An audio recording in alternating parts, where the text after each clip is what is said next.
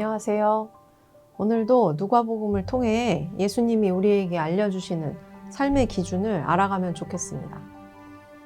우리가 세례교육을 받으면 교회의 정의를 배웁니다. 지금 여러분 바로 교회는 무엇이다 이렇게 머릿속에 떠올릴 수 있으십니까? 교회는 우리는 그리스도를 구주로 믿는 공동체라고 말합니다. 예수님을 구주로 믿는 사람들의 모임이죠. 그러니까 우리가 흔히 생각하는 건물이 교회가 아니고 그 건물에 또 그냥 왔다 갔다 한다고 해서 그리스도인은 아니라는 말씀입니다.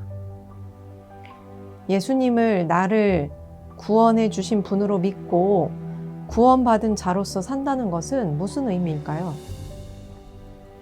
예수님을 나의 구주로 모신다는 것은 그분의 말씀을 따른다는 것이죠. 죽었던 목숨을 살려주신 것이면 그 생명의 주인은 더 이상 내가 아니라 예수님이 되시지 않겠습니까? 그러니 예수님의 룰을 따르는 사람이어야 우리가 곧 그리스도인이요 교회라고 말할 수 있는 것입니다.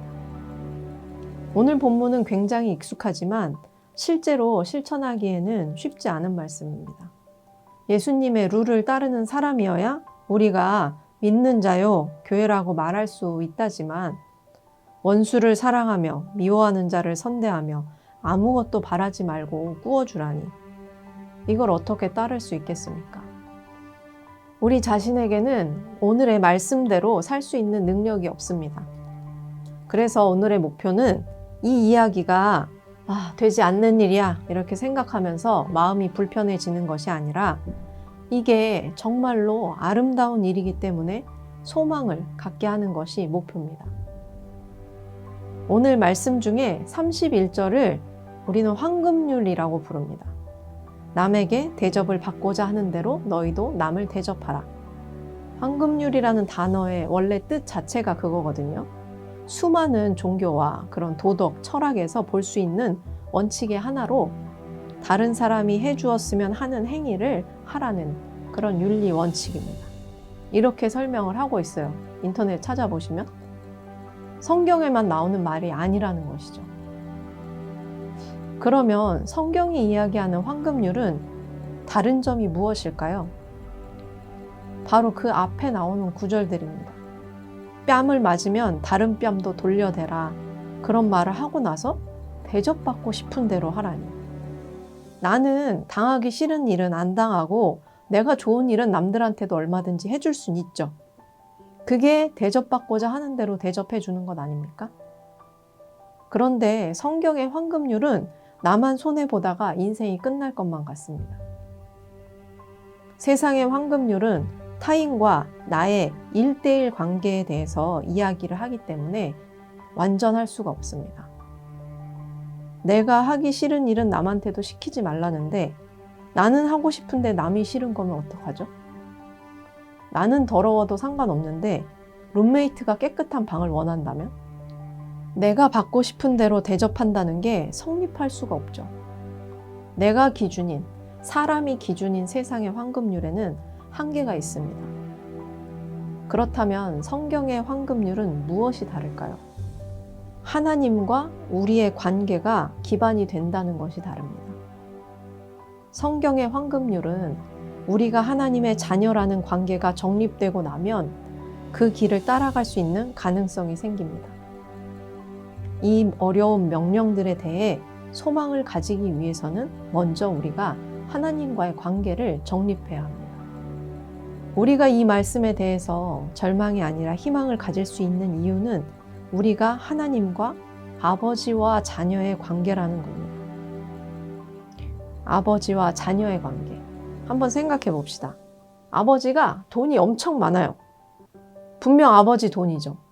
하지만 나도 쓸 수 있습니다. 자식이 필요하다고 하면 아버지가 그걸 이자를 받고 꺼주겠습니까? 아니죠. 대가 없이 쓰게 해주십니다. 아버지가 하와이에 별장을 가지고 있다고 생각을 해봅시다. 나도 친구들과 거기에 놀러 갈 수 있습니다. 아버지가 가진 건 당연히 가족들이 다 같이 소유한다고 생각합니다. 그러니까 우리 하나님 아버지가 가지고 계신 것도 다 우리의 것입니다. 우리의 믿음의 공동체가 다 가지고 있고 쓸 수 있는 것입니다. 하나님의 사랑, 인내, 긍휼, 하나님이 풍성하게 가지신 은혜가 다 우리에게 상속됩니다.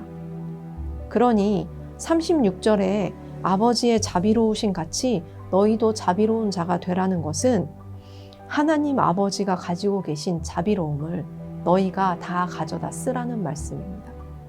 우리는 원수를 사랑하라는 말씀을 생각할 때 내가 그 원수를 사랑해야 되는 주체가 된다고 생각하면서 스트레스를 받죠. 근데 그 전에 우리가 먼저 그 원수였다는 것을 기억하시기 바랍니다. 예수님께서 우리가 원수 되었을 때, 죄인일 때에 우리를 위하여 죽으심으로 그 사랑을 확증하셨다고 로마서에서 말씀하고 있습니다. 그러니까 내가 그 사랑을 먼저 받은 자임을 깊이 묵상하고 그것을 마음에 먼저 새기기 바랍니다. 그래야 우리가 하나님께 받은 그 사랑을 쓸 수 있는 자가 되기 때문입니다. 우리가 받은 사랑이 얼마나 큰지 알지 못하면 그것을 쓸 수가 없습니다. 아버지의 재산이 얼마나 있는지 모르고 아버지가 가난하다고 생각하면 어떻게 아버지한테 돈을 달라고 할 수 있겠습니까? 우리가 먼저 받은 그 사랑의 크기를 내 마음속 깊숙이 깨달아 알고 우리가 그 사랑을 받음으로 인하여 쓸 수 있는 사람이라는 확신을 얻으시기 바랍니다. 이번 주부터 가서 원수를 사랑하라 이런 말씀은 드리지 않겠습니다. 대신에 우리가 그런 사랑을 받은 원수였다는 것을 기억하시면 좋겠습니다. 참 다행스럽게도 우리가 하나님의 자녀가 되었고 우리가 받은 그 사랑을 얼마든지 쓸 수 있는 사람들이라는 것을 기억합시다. 하와이에 있는 아버지 별장에 놀러 가야지. 이런 마음으로, 기대하는 마음으로 하나님이 나에게 주신 사랑을 나도 베풀어야지. 그런 나 자신을 기대하시면 좋겠습니다. 아버지의 창고는 언제나 열려 있습니다. 우리의 마음이 다듬어져 가고 아버지의 온전하심을 닮아 자랑스러운 사랑의 상속자들이 되기를 소망합니다.